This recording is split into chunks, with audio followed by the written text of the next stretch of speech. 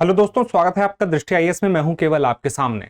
आज के एपिसोड में हम चर्चा करने वाले हैं पिछले एक सप्ताह के दौरान वे जितनी भी प्रमुख खबरें हैं जिनसे कोई ना कोई जगह जुड़ी हुई है, उस जगह से जुड़े हुए कुछ प्रश्न बन सकते हैं, उन प्रश्नों को हम इसमें कवर करने वाले हैं।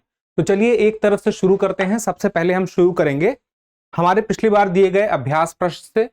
हमने प्रश्न दिया था, निम्नलिखित में से देश कौन से देश कैरेबियन सागर के किनारे बसे हुए हैं। यहाँ पे कौन है, कौन से देश कैरेबियन सागर के किनारे बसे हुए हैं? Venezuela, Suriname, Haiti, Bermuda. चार हैं, इन चारों में से सही कूट का चुनाव करना है। एक और दो, एक और तीन, दो और तीन और दो और चार। अब यहां पे देखिए मैप में अगर हम देखें तो कैरेबियन सागर की बात हो रही है। तो यह जो क्षेत्र है, एक तो गल्फ ऑफ युकाटान हो गया, उसके बाद देखें तो यहां पर बड़े कैरेबियाई द्वीप हैं और यहां पर छोटे कैरेबियाई द्वीप हैं, और उसके नीचे का यह क्षेत्र मिला के यह पूरा का पूरा बीच का जितना क्षेत्र है यह कैरेबियन सी है।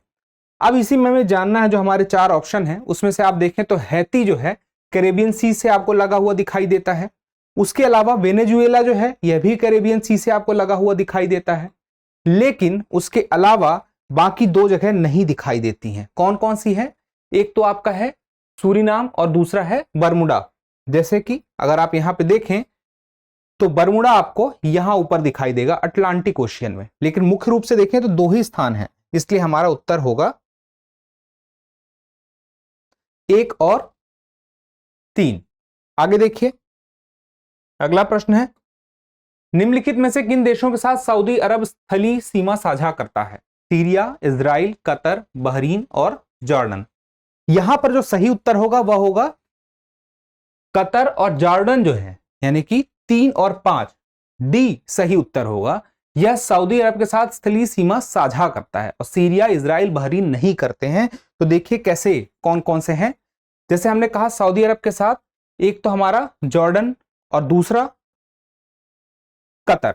अब कतर देखिए कहां पे है, यहां पे साफ साफ दिखाई देगा, यहां पर आपको कतर है। लेकिन बहरीन जो है यह बाहर की तरफ है, एक द्वीप है। अब इसके अलावा आप देखेंगे बहरीन के अलावा और जो है इजराइल है, इजराइल भी सऊदी अरब से अलग है गल्फ ऑफ अकाबा की वजह से। यहां बीच में गल्फ ऑफ अकाबा का पानी आ जाता है, इस वजह से। अब यहां पे एक और ऑप्शन है, आपने देखा होगा बहरीन, सीरिया और इजराइल। तो हमने देख लिया इजराइल। अब हम देखते हैं सीरिया। तो सीरिया जो है यह भी सऊदी अरब से साफ साफ दिखता है कि अलग है, तो इससे सीमा साझा नहीं करता है। अब आगे देखते हैं, हाल ही में संपन्न हुए G20 शिखर सम्मेलन के अवसर पर भारत और ब्राजील ने अपना संयुक्त वक्तव्य जारी किया। यहां पर है दक्षिण अमेरिकी महाद्वीप के कितने देशों के साथ ब्राजील अपनी सीमा साझा नहीं करता है? 1, 2, 3 या 4। तो यहां पे दक्षिण अमेरिकी महाद्वीप की बात हुई है और ब्राजील की बात हुई है। तो प्रश्न में देखिए हम सबसे पहले देखते हैं ब्राजील। देखिए तो दक्षिण अमेरिकी महाद्वीप में एक बहुत बड़ा देश है और लगभग बहुत सारे देशों के साथ यह सीमा साझा करता है, लेकिन दो ऐसे देश हैं जिनसे सीमा साझा नहीं करता है।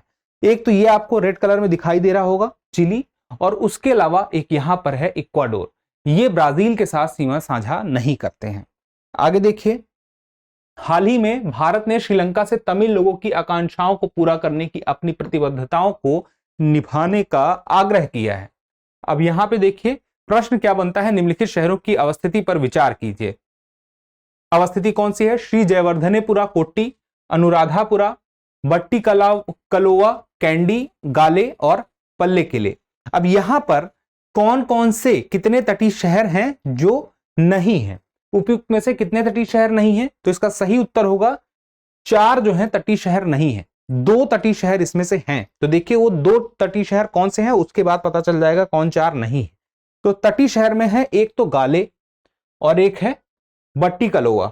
अब आप यहां पे देखिए विकल्प में, एक तो है गाले और एक बट्टी कलोवा। 3 और 5 जो है यह जो है तट पर स्थित है और बाकी तटीय शहर नहीं है। तो कितने हो गए? 1, 2, 3 और 4। यहां पे ये 6 लिखा होना चाहिए, 5 लिखा है। तो अब देखिए इनको भी जरा एक तरफ से समझते हैं। अनुराधापुरा है, यहां पे है, कैंडी है, यहां पे है।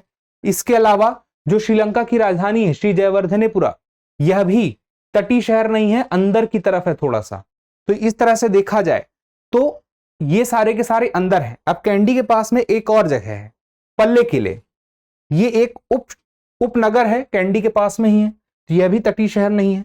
अब आगे देखते हैं, हाल ही में प्रकाशित एक खबर के अनुसार भारत और रूस पूरी समुद्री गलियारे के प्रयोग की संभावनाओं को तलाश रहे हैं। अब यहां पे देखिए बात आती है, इससे जुड़ा हुआ एक प्रश्न बनता है, निम्नलिखित में किस समुद्री मार्ग की लंबाई न्यूनतम होगी? समुद्री मार्ग की लंबाई बोला है, 4 ऑप्शन है, व्लादिवोस्तोक से दक्षिण चीन सागर और मलक्का जल संधि से गुजरते हुए कोलकाता, फिर व्लादिवोस्तोक से दक्षिण चीन सागर और सुंडा जल संधि से गुजरते हुए कोलकाता, फिर व्लादिवोस्तोक से दक्षिण चीन सागर और मलक्का जल संधि से गुजरते हुए मुंबई, फिर व्लादिवोस्तोक से दक्षिण चीन सागर और सुंडा जल संधि से गुजरते हुए कांडला। अब यहां पे समझने वाली बात है कि सबसे पास जो है हमारे हिसाब से तो यह होता है ऑप्शन ए, व्लादिवोस्तोक से दक्षिण सागर और मलक्का जल संधि से गुजरते हुए कोलकाता। लेकिन कैसे, इसको जरा समझिए। ये व्लादिवोस्तोक है, रूस का एक प्रमुख शहर है, सुदूर पूर्व में स्थित सबसे प्रमुख शहरों में से एक है, सबसे प्रमुख यहाँ सुदूर पूर्व में यही है। और भारत के लिए जब हमें रास्ता देखना है तो पहले ऑप्शन में जब हमने देखा कि दक्षिण व्लादिवोस्तोक से दक्षिण चीन सागर और मलक्का जल संधि से गुजरते हुए कोलकाता, कोलकाता क्यों, पहले यह देख लेते हैं, क्योंकि कोलकाता, मुंबई, कांडला 3 ऐसे हैं जो भारत के लिए दिखाई दे रहे हैं। तो कांडला तो इधर है, गुजरात के पास में है, मुंबई यहां पे है और उसके बाद कोलकाता यहां पे है। तो हमें जब इस तरफ से आना है तो इसका मतलब यह होगा कि सबसे पहले कोलकाता पड़ेगा। अब कोलकाता के लिए भी 2 विकल्प हैं, एक तो है दक्षिण चीन सागर और मलक्का जल संधि से गुजरते हुए, और दूसरा है दक्षिण चीन सागर और सुंडा जल संधि से गुजरते हुए। अब दोनों में ही मलक्का और सुंडा 2 जल संधि है जो अलग अलग है, क्योंकि दक्षिण चीन सागर से होते हुए तो आना ही पड़ेगा, और जब दक्षिण चीन सागर से होते हुए आना पड़ेगा तो यहां पर यह जो रास्ता है यह है आपका मलक्का, और यह वाला जो रास्ता है यह दूसरा वाला है। दूसरा वाला मतलब क्या हो गया, सुंडा जल संधि हो गया। तो सबसे पास आप देखेंगे तो मलक्का वाला हमें रास्ता सबसे पास पड़ेगा, इस रास्ते से जाना, कोलकाता की तरफ बढ़ना पास पड़ेगा। तो सही उत्तर क्या हो गया, ऑप्शन ए, व्लादिवोस्तोक से दक्षिण चीन सागर और मलक्का जल संधि से गुजरते हुए कोलकाता। अब आगे बढ़ते हैं। अब यहां पे एक सवाल बनता है, हवाई द्वीप समूह के संदर्भ में निम्नलिखित कथनों पर विचार कीजिए। यह अमेरिकी मुख्य भूमि उत्तरी एवं दक्षिणी अमेरिका की तुलना में एशियाई मुख्य भूमि के अधिक निकट है। दूसरा है, इसका निर्माण ज्वालामुखी क्रियाओं की वजह से हुआ है। तीसरा है, यह एक प्लेट सीमांत पर स्थित है। अब इसमें देखना पड़ेगा उपयुक्त में से कौन सा या कौन से कथन सही है या है। तो विकल्प है केवल 1, केवल 2, 1 और 2, 2 और 3। तो यहां पे देखिए एक एक को हम समझते हैं। सबसे पहले तो बात कही गई है या तो अमेरिकी मुख्य भूमि या तो उत्तरी हो या तो दक्षिणी हो, तो यानी कि अमेरिकन कॉन्टिनेंट है उससे ज्यादा पास है या एशियाई मुख्य भूमि से ज्यादा पास है। तो यहां पे देखिए तो सबसे पास है 3800 किलोमीटर की दूरी पे अमेरिकी मुख्य भूमि से, और यहां पे कौन सा शहर है, सैन फ्रांसिस्को है। लेकिन यहां पे जैसे कामचटका पेनिनसुला है, यहां जो एशिया का है मुख्य भूमि उससे 5100 किलोमीटर है, सबसे पास का क्षेत्र यही है 5100 किलोमीटर। और दक्षिण कोरिया की तरफ अगर हम देखेंगे यहां पे तो यहां की मुख्य भूमि से 7150 किलोमीटर है, यानी कि सबसे पास कहां हो गया, अमेरिका की तरफ हो गया। तो इसका मतलब पहला वाला स्टेटमेंट तो हमारा गलत है। दूसरा वाला देखिए, इसका निर्माण ज्वालामुखी क्रियाओं की वजह से हुआ है, तो यह जो कथन है इसका कहने का जो मतलब है ज्वालामुखी क्रियाओं से इसका निर्माण हुआ है, यह तो सही है। लेकिन जब हम तीसरे स्थान कथन पर आते हैं कि यह प्लेट सीमांत पर स्थित है, तो इसको थोड़ा सा और आगे देखिए। यहां पर प्लेट जो हैं जितने भी हैं, चाहे अपसारी हो या तो अभिसारी हो, वह इसमें आपको दिख जाएंगी। कैसे कि यहां पर यह जो आपको रेड में दिखाई दे रही हैं, यह सारी की सारी आपकी अपसारी हैं, और अभिसारी यहां पे आपको दिखाई दे जाएंगी जैसे ये हैं। लेकिन आप अगर यहां पे देखें तो यहां पर कोई भी प्लेट सीमांत आपको दिखाई नहीं देता है। तो इस वजह से यह स्टेटमेंट भी हमारा गलत हो गया। तो पहला और तीसरा तो गलत है, लेकिन दूसरा ज्वालामुखी क्रियाओं की वजह से निर्माण हुआ है, यह स्टेटमेंट सही है। तो केवल 2 इसका सही आंसर होगा। आगे देखते हैं अगले सवाल की तरफ। तो अगला सवाल है, हाल ही में देश के केंद्रीय मंत्रिमंडल ने सफल डिजिटल समाधान साझा करने के क्षेत्र में सहयोग पर आर्मेनिया के साथ एक समझौता ज्ञापन को मंजूरी दी है। तो आर्मेनिया की बात आ गई, थोड़ी सी इसी से एक सवाल देखते हैं। आर्मेनिया के संदर्भ में निम्नलिखित कथनों पर विचार कीजिए। यह दक्षिणी कॉकेशस क्षेत्र में स्थित एक भू आबद्ध देश है, यह प्रसिद्ध सेवन झील, यहां पर प्रसिद्ध सेवन झील स्थित है। और तीसरा है नखचीवन, इसका एक स्वायत्त गणराज्य है। उपयुक्त में से कितने कथन सही हैं? यह नहीं पूछ रहा कौन सा कथन, पहला दूसरे, कितने कथन, यानी कि यह 1 2 सही है। अगर 2 सही है तो हम बोलेंगे 2, तीनों सही है तो बोलेंगे तीनों। तो अब यहां पे देखना होगा कौन कौन से कितने कथन सही हैं। तो सबसे पहले हम एक तरफ से देखते हैं कि यह दक्षिणी कॉकेशस क्षेत्र में स्थित एक भू आबद्ध देश है। तो देखिए यहां पे इस क्षेत्र की बात हो रही है वर्ल्ड मैप में। थोड़ा और पास से देखते हैं, क्या बात कही है? दक्षिणी कॉकेशस क्षेत्र से जुड़ा हुआ भू आबद्ध देश है। तो यहां पर आप देखेंगे ऊपर का उत्तरी है और नीचे यह दक्षिणी है, इसी से जुड़ा हुआ है, यहीं पे आर्मेनिया है। तो यह कथन तो हमारा सही हो गया, भू आबद्ध देश है। प्रसिद्ध सेवन झील यहीं पर स्थित है। अब आगे देखते हैं जरा, प्रसिद्ध सेवन झील यहां पर स्थित है कि नहीं है? तो बिल्कुल यहां पे प्रसिद्ध सेवन झील स्थित है और यह बहुत प्रमुख झील है। इसकी वजह से एक तरह से देखा जाए तो अर्थव्यवस्था में एक बहुत बड़ा कारक है कि बेहतर अर्थव्यवस्था यहां से होती है, क्योंकि इसकी वजह से कृषि और उत्पादन बेहतर हो पाता है। अब यहां पे और कथन देखें, अगला कथन क्या है? तो अगला कथन कहता है कि नखचीवन इसका एक स्वायत्त गणराज्य है। अब नखचीवन इसका स्वायत्त गणराज्य है, कहां पे है नखचीवन? तो देखिए यहां पर आपको नखचीवन दिखाई देगा और कह रहा है, देखिए ये पूरा का पूरा जो आर्मेनिया है वह कुछ इस तरह से है और नखचीवन भी यहां पे आपको यहां पे लगा हुआ दिखाई देगा। दरअसल यह जो नखचीवन है स्वायत्त गणराज्य तो है, लेकिन आर्मेनिया का स्वायत्त गणराज्य नहीं है। तो किसका स्वायत्त गणराज्य है? अजरबैजान का है। अजरबैजान का स्वायत्त गणराज्य है, स्वायत्तता प्राप्त है इसे, अजरबैजान का ही है, लेकिन इससे कुछ मामलों में स्वायत्तता है, कुछ डिसीजन लेने के मामलों में। तो यह स्टेटमेंट भी आपका एक तरह से देखा जाए तो गलत है। तो सही कौन सा है? पहला वाला सही है, दूसरा वाला सही है। तो कितने कथन सही हो गए? 2 कथन सही हैं। ठीक है, तो इस तरह से देखा जाए तो हम यह जो आर्मेनिया है इसे देख सकते हैं, और जो हमने नखचीवन की बात की यहां पर है, और देखिए अजरबैजान और ये दोनों सेम कलर में है, क्योंकि यह इसी का ही, यह जो है इसी का स्वायत्त राज्य है, गणराज्य है। अब यहां पे एक और बात आती है कि हमने इनकी बात की, आर्मेनिया की बात की, जॉर्जिया की बात अगर हम देख लें, अजरबैजान को भी देख लें, तो ये सारे के सारे ऐसे क्षेत्र हैं जो कि मुख्य रूप से किससे जुड़े हुए हैं? मुख्य रूप से यह जो है दक्षिणी कॉकेशस क्षेत्र में प्राप्त होते हैं। मतलब कि अगर कहा जाएगा कि दक्षिणी कॉकेशस क्षेत्र में पूरी तरह से अगर कोई है तो यही सब दिखाई देते हैं, और भी हैं, लेकिन ज्यादातर जो है वो ऐसे हैं जिनका मुख्य हिस्सा कहीं दूसरे क्षेत्र की तरफ ज्यादा है, इस तरफ कम है। अब आगे देखें, आगे की तरफ बढ़ते हैं। अगला सवाल है, कितने अफ्रीकी देशों की राजधानियां भूमध्य सागर के तट पर स्थित है? अफ्रीकी देशों की बात हुई है और भूमध्य सागर के तट की बात हुई है। अब यहां पे ऑप्शन है 1 2 3 और 4। अब जरा देखते हैं मैप में अफ्रीकी देश कौन कौन से हैं जो भूमध्य सागर से लगे हुए हैं। सबसे पहले तो ये देख लेते हैं, ये आपका भूमध्य सागर वाला क्षेत्र है। ये कितने देश हैं? मोरक्को है, अल्जीरिया है, लीबिया है, इजिप्ट है और इसके अलावा ट्यूनीशिया है। तो 5 देश हो गए, लेकिन 5 में से 3 ऐसे देश हैं जिनकी राजधानी भूमध्य सागर में है। एक तो है अल्जीरस, अल्जीरिया की है, उसके अलावा ट्यूनीशिया के ट्यूनिस है, और उसके अलावा लीबिया की त्रिपोली है। तो 3 राजधानियां हैं अफ्रीका की, जो कि अफ्रीकी देश में ऐसे 3 हैं जिनकी राजधानियां भूमध्य सागर से लगी हुई है। आगे देखें, निम्नलिखित में से किन देशों से नाइजर नदी प्रवाहित होती है? अब नाइजर नदी का जो क्षेत्र है वो काफी चर्चा में था। वहां पे एक जगह है, बुर्किना फासो के मिलिट्री जुंटा ने फ्रांसीसी दूतावास के डिफेंस अटैच को देश से जाने का आदेश दिया है। आपको तो पता है कि बुर्किना फासो में सैन्य शासन है एक तरह का। अब यहां पे आप देखिए कि निम्नलिखित में से किन देशों से नाइजर नदी प्रवाहित होती है। ऑप्शन क्या है? Guinea, Mali, Burkina Faso, Ivory Coast, Niger और नाइजीरिया।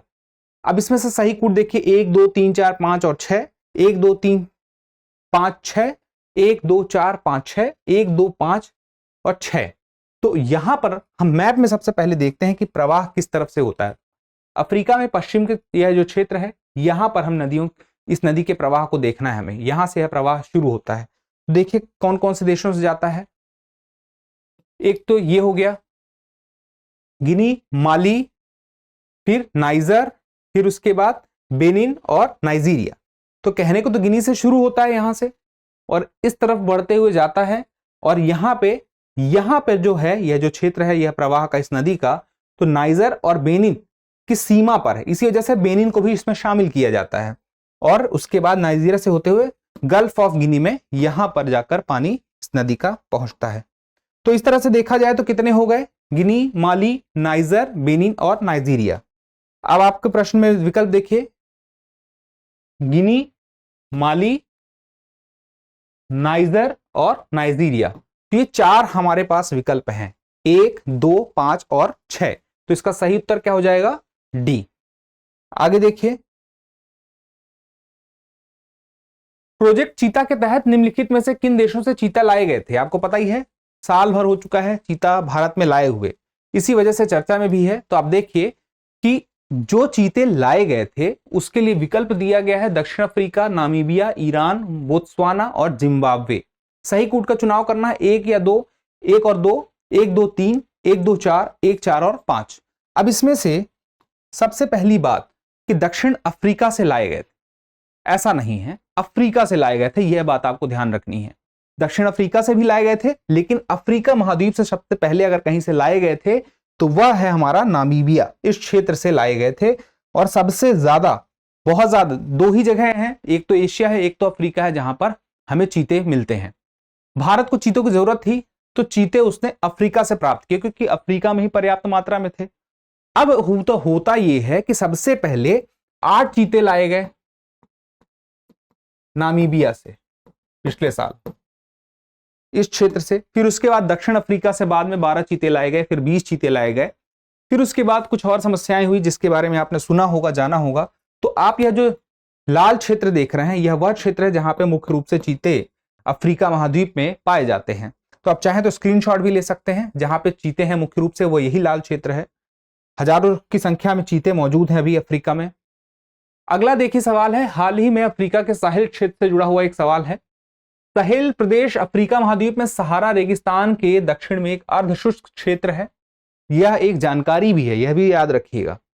इस क्षेत्र में मरुस्थलीकरण को रोकने के लिए ग्रेट ग्रीन वॉल नामक अफ्रीकी देशों की एक संयुक्त परियोजना चलाई जा रही है। ग्रेट ग्रीन वॉल के बारे में पहले भी आपने सुना होगा, उसी से जुड़ा हुआ प्रश्न है। तो यह जो ग्रेट ग्रीन वॉल है अफ्रीकी देशों की एक संयुक्त परियोजना है, और किस क्षेत्र से संबंधित है यह भी देख लीजिए। साहेल प्रदेश अफ्रीका महाद्वीप में सहारा रेगिस्तान के दक्षिण में एक अर्धशुष्क क्षेत्र है। अब देखिए हो क्या रहा है, सहारा रेगिस्तान के दक्षिण में है अर्धशुष्क क्षेत्र, और यह कहा जा रहा है, इसके बारे में अभी देखते हैं। सबसे पहले सवाल को देख लेते हैं, फिर चर्चा करेंगे। निम्नलिखित में से कौन सा देश इस परियोजना के क्रियान्वयन क्षेत्र में नहीं है। मॉरिटानिया, नाइजर, सूडान, केंद्रीय अफ्रीकी गणराज्य। अब यहां पे मैप में आ जाइए, तो यह जो हमने बात की, यह ऊपर का जो क्षेत्र है, कुछ जगह को छोड़ दें ऊपर की, तो यहां का क्षेत्र छोड़ दें, कुछ ऊपर का क्षेत्र छोड़ दें, तो यह शुष्क क्षेत्र में नहीं है। लेकिन मुख्य रूप से देखें तो सहारा का पूरा जो रेगिस्तान है इसी क्षेत्र में मौजूद है। और अर्ध शुष्क क्षेत्र है, यह नीचे का क्षेत्र है, यह जो आपको क्षेत्र दिखाई दे रहा है नीचे का, यह अर्ध शुष्क क्षेत्र है। इस अर्ध शुष्क क्षेत्र की तरफ ऐसा कहा जा रहा है कि रेगिस्तान बढ़ता ही चला जा रहा है। तो उससे बचने के लिए कुछ अफ्रीकी देश हैं जिन्होंने ग्रेट ग्रीन वॉल, जो ग्रीन कलर से आप देख रहे हैं, बनाने के लिए कोशिश की है, उसके लिए परियोजना चलाई है। अब इसी परियोजना में कौन कौन से देश हैं देखिए, मॉरिटानिया, नाइजर, सूडान और केंद्रीय अफ्रीकी गणराज्य में से कौन सा नहीं है, हमें यह भी पता चल जाएगा, और कौन सा है यह भी हमें पता चल जाएगा। तो सबसे पहले हम देखते हैं जरा और पास से। मॉरिटानिया है, नाइजर है, लेकिन आप देखेंगे सेंट्रल अफ्रीकन रिपब्लिक नहीं है, वो यहां पे है, नीचे है। अभी एक ऑप्शन था सूडान, सूडान आप देख रहे होंगे नहीं होगा, तो सूडान दरअसल है यहाँ पे, पीछे उसका नाम छुप गया है। ग्रेट ग्रीन वॉल जो आपको ये बनी हुई दिख रही है, इसके पीछे ही है। तो यह जो ग्रेट ग्रीन वॉल है, दरअसल क्या है, बहुत सारे पेड़ लगाए जाएंगे इस क्षेत्र में, जिससे आगे की तरफ मरुस्थलीकरण ना हो पाए। अब यह जो पेड़ लगाए जाएंगे मरुस्थलीकरण से बचने के लिए, इसकी चौड़ाई और लंबाई का आइडिया ले लीजिए। लंबाई इसकी है 7,775 किलोमीटर, ये लंबाई के मामले में, और चौड़ाई के मामले में कहा जा रहा है कि लगभग 15 किलोमीटर की चौड़ाई रहेगी इन पेड़ों की। आगे देखिए, पिछली बार पूछा गया है, बहुत पहले पूछा गया है सिविल सर्विस एग्जाम में 2013 में, मैप से जुड़ा हुआ प्रश्न है। जलवायु चरम है, वर्षा कम है और लोग चलवासी पशुचारक हुआ करते थे। उपयुक्त कथन निम्नलिखित क्षेत्रों में से किसका सबसे अच्छा वर्णन करता है? कैसे कैसे वर्णन है? जलवायु की बात हो गई, चरम की, वर्षा कम की बात हो गई, लोग यहाँ पे पशुचारक का हुआ करते हैं। ऑप्शन है अफ्रीकी सवाना, मध्य एशियाई स्टेप और उत्तरी अमेरिकी प्रेरी और साइबेरियाई टुंड्रा। तो यहां पर ए, बी और सी, डी में जो सबसे बेहतर है वह स्टेपी है, मध्य एशियाई स्टेपी। यह वह क्षेत्र है जहां पर ये सारी की सारी कंडीशन हमें मिलती हैं, जलवायु चरम, वर्षा कम और पशुचारक। कैसे? सबसे पहले देखिए, चरम जलवायु के लिए जहां पर मतलब कि सब तापमान बहुत ज्यादा बढ़ता हो और बहुत ज्यादा घटता भी हो, ऐसी स्थितियों की तापमान बहुत ज्यादा ऊपर तक जाता हो और बहुत ज्यादा नीचे तक जाता हो, यानी कि वह गैप बहुत ज्यादा हो, वह स्थिति हमें इस क्षेत्र में देखने को मिलती है। समुद्र से दूरी ज्यादा है, इसकी एक बड़ी वजह है। उसके बाद आप देखेंगे तो अब चूंकि दूसरा है वर्षा कम होने का, तो इस क्षेत्र में वर्षा भी कम होती है। वर्षा जब कम होती है तो वहां पर घास के मैदान रहे, ज्यादातर घास के मैदान है, और जब घास के मैदान होंगे तो वहां पे लोग क्या करेंगे? पशुचारक का ही काम तो करेंगे। जब घास के मैदान होंगे, बहुत ज्यादा वहां पे जंगल नहीं होगा, घास का मैदान होगा, तभी तो पशुचारक वहां पे लोग होंगे, पशुओं को चराएंगे। तो यहां पे आप देखें तो जो पशुचारक की बात कही गई है, घास के मैदान की बात कही गई है, तो सारी की सारी इस जगह पे, और यहाँ पे वर्षा भी कम होती है। ऐसी स्थिति में यह सबसे उपयुक्त है, बाकी जगहों पे दिए गए विकल्पों में ऐसा कोई भी नहीं है। तो यहां पर हालांकि कहा जाता है घास के मैदान है, बहुत ज्यादा उपज यहाँ पे नहीं होती है, लेकिन अभी भी सिंचाई की उपलब्धता होने की वजह से यही जो स्टेपी क्षेत्र है, यहाँ पे इस तरफ का क्षेत्र जो यूरोप वाला क्षेत्र है, यहाँ पर पर्याप्त मात्रा में गेहूं का उत्पादन किया जाने लगा है, जिसके पीछे की वजह है कि सिंचाई की सुविधा इस जगह पे हो गई है। बाकी जगह पर चूंकि वर्षा कम होता है तो सिंचाई की सुविधा नहीं है, लेकिन इस जगह पर सिंचाई की सुविधा इस यूरोप के क्षेत्र में बना ली गई है, इस वजह से ऐसा पॉसिबल हो पाया है। अब देखते हैं एक अभ्यास प्रश्न, निम्नलिखित को दक्षिण से उत्तर के क्रम में व्यवस्थित कीजिए। बोलीविया का पठार, लानोस, पंपास, सिल्वास। सही रूट का चुनाव करना है। 2 1 3 4, 3 1 4 2, 3 1 2 4 और 4 1 2 3। इसके बारे में हम अगले एपिसोड में जरूर जिक्र करेंगे। उम्मीद है कि आप इसका उत्तर भी देंगे। जल्द ही मिलते हैं अगले एपिसोड में, तब तक के लिए स्वस्थ रहें, मस्त रहें और पढ़ते रहें। धन्यवाद।